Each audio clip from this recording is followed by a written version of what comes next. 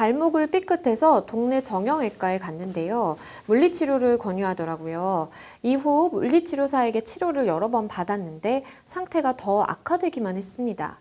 병원 의사와 간호사에게 따졌는데 얘기를 하다 보니 저를 치료해준 물리치료사는 아직 자격증이 없는 사람이었어요.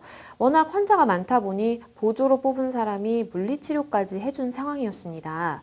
결국 다른 병원에서 다시 치료를 받고 있는데요. 이 부분에 대해서 보상을 받을 수 있을까요? 또 생각을 해보니까 그때 병원에 가서 의사 문진이나 진료 없이 바로 물리치료를 받은 적도 여러 번인데요. 처방 없이 물리치료를 한 행위에 대해서도 신고가 가능한지 궁금합니다. 일단은 환자가 이제 많다 보니까 사실 뭐 이렇게 따로 이 건강 상태라든지 어떤 상태인지 진료를 하는 그 단계가 아예 생략된 채로 바로 이렇게 물리치료실에 가서 물리치료를 받으셨다라는 말씀을 해주셨어요. 사실 의료 면허가 없는 사람이 내가 이제 사실 뭐 의료행위를 할 수 없는 사람임에도 불구하고 내가 의료행위를 한다. 그러면 이건 사실 문제가 있는 건데 그러면 물리치료도 과연 이러한 의료행위 안에 포함이 된다라고 볼 수 있을까? 아닐까라는 의문점이 생기는 것 같아요. 어떻게 볼 수 있을까요? 네, 맞습니다. 물리치료의 경우라 할지라도 면허가 없는 사람이 하게 되면은 불법적인 의료 행위가 된다고 하겠습니다. 네, 말씀 주신 것처럼 물리치료 역시도 사실 그 자격이 있는 사람이 해야 되는 것인데 그게 아니라 지금 말씀 주신 바에 따르면은 전혀 뭐 자격증이 없는 사람이기 때문에 이런 사람이 물리치료를 하게 되면 이거는 좀 문제가 있다라는 말씀 주셨습니다. 그러면 의료법 위반에 대해서 조금 이야기를 해봐야 될 것 같은데요. 무면허 의료 행위를 하는 경우, 그런 경우에 처벌 수위가 대략적으로 좀 어떻게 될까요?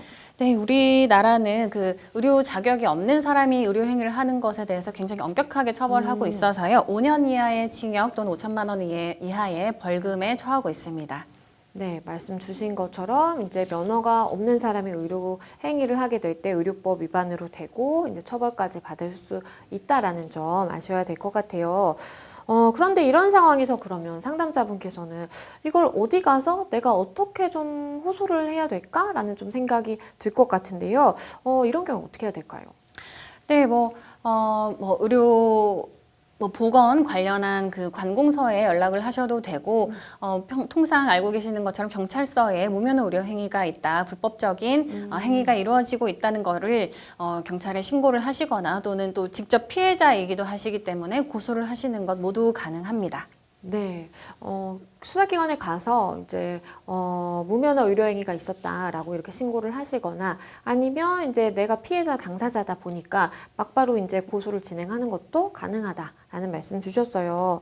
그런데 이제 여기서 물리치료를 행위를 구체적으로 한 그 자격증이 없는 그 사람도 사실 문제지만 병원의 원장에 대해서도 좀 짚어봐야 될 것 같아요. 병원 원장이 내가 다 이런 상황에 대해서 알면서 이 자격증이 없는 사람을 데려와서 그냥 물리치료 이런 거 해라 라고 이렇게 시켰다라면 이런 행위가 이루어지고 있음을 알고 있었다라면 그러면 원장에게도 책임을 물을 수 있을까요? 네, 맞습니다. 오히려 그 직접적으로 그 수익을 취득한 사람이 그 원장이라고 할 수 있기 때문에 더 불법성이 크다고도 할 수 있겠는데요.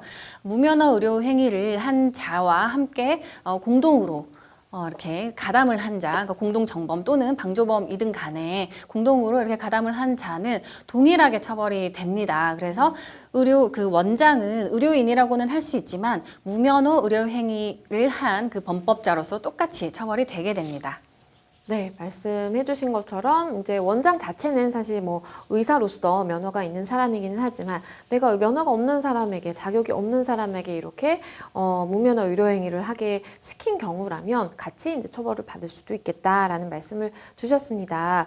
그래서 이제 우리 상담자분 같은 경우에는 결국에는 이 병원에서 치료를 하는데 상태가 계속해서 악화되다 보니까 다른 병원을 찾아서 지금 다시 좀 치료를 받고 계신 그런 상황이에요. 그러면 내가 처음에 찾았던 병원에서 진료비라든지 진료를 안 받다고 한다면 이 물리치료를 받았으니까 그 비용을 이제 지불을 했을 것이고 두 번째 병원 다시 다른 곳을 찾아서는 거기서 이제 뭐 진료도 받고 여러 가지 치료비가 발생했을 텐데 그러면 이렇게 이중의 치료비와 그리고 나는 어쨌든 한 곳에서 치료를 잘 마칠 수 있었는데 이렇게 번거롭게 두 곳이나 가야 되고 다시 상태가 좀 악화돼서 내가 굉장히 좀 피해를 봤다라는 부분도 있을 것이고 이런 모든 것을 종합해서 다 손해를 배상받을 수 있을까요? 네, 뭐 어떤 걸 주장하시느냐에 조금 차이는 있겠지만은 말씀하신 그런 추가적인 치료비 또 정신적 추가적으로 치료를 해야 되는 점으로 인해서 상처가 뭐 지속되는 것 때문에 정신적인 어떤 피해가 발생했다라는 점을 입증을 하시면 그런 위자료까지 모두 배상을 받으실 수 있을 거라고 생각이 됩니다. 네, 기존에 지불하셨던 치료비, 그리고 새롭게 내가 다시 내게 된 그 치료비라든지 아니면 내가 정신적으로 피해를 입었기 때문에 정신적 피해에 대한 배상까지 받을 수 있겠다라는 말씀 주셨는데요. 그런데 이 부분도 좀 짚어봐야 될 것 같아요. 병원에 가면 뭐 저도 이렇게 치료 같은 거 받을 때도 있는데 그때 의사 선생님한테 가서 진료를 한번 받고 진료를 받은 다음에 그다음에 물리치료를 받든 뭐 도수치료를 받든 이렇게 조금 정해주신다는 그런 느낌을 좀 받았는데 우리 상담자분 같은 경우에는 뭐 의사를 만나지도 않고 바로 그냥 물리치료를 받았다라는 말씀을 주셨어요. 그런데 이렇게 진료 없이 물리치료만 받는 것도 가능한가요?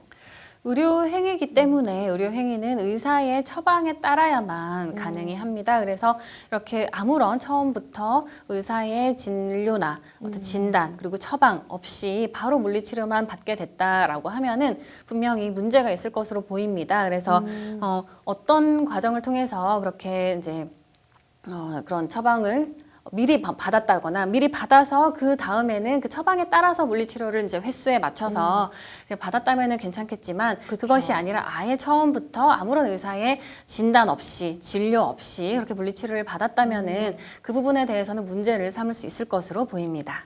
네, 그러게요. 그러니까 처음에 물리치료를 받는 거, 안 받는 거, 아니면 받더라도 어느 범위에서 몇 회를 받을 것인지, 뭐 이런 것도 사실은 의사의 다 처방에 따라서 이루어져야 되는 것인데, 초반에 이제 의사의 처방이 아예 없고, 진료도 아예 없는 상황에서 그냥 바로 자격증 없는 사람이 물리치료만 한다라는 것은 사실은 좀 상식적으로도 납득이 되지 않는 부분이 많은 것 같아요.